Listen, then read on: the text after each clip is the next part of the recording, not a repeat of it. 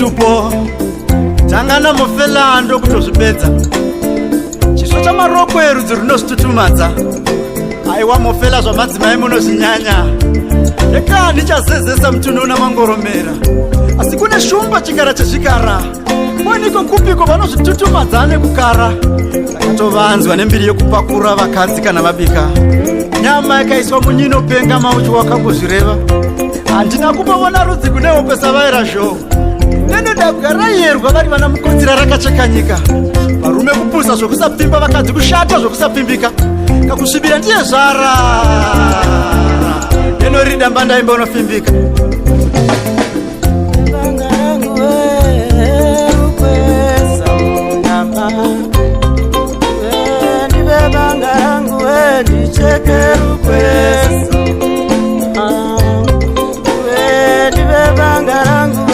handitambisi chipo kudetemba zvavaira shoko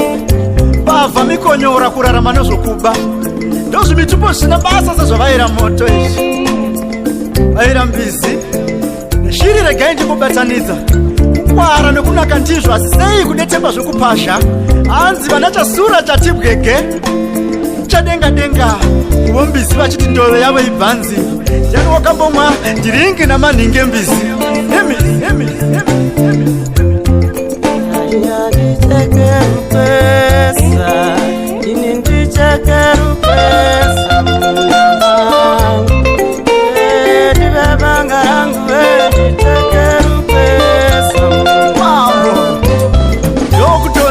ndichatambisa chipo kudetemba zvavairadziva havadyi mutupo vairadziva vagesi asi dai tichingoti dai tose tichierangara nungu kwashawo mambo wakafura gweri kabuda ropa vari mazambara negokomere chivavarira vane majaya neunaku neungwarusa mambo soromoni zimuto weshaunori pauta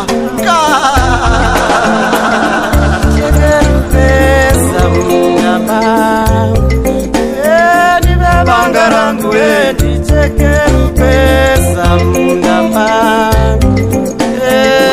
banga rangu ndichekerupesa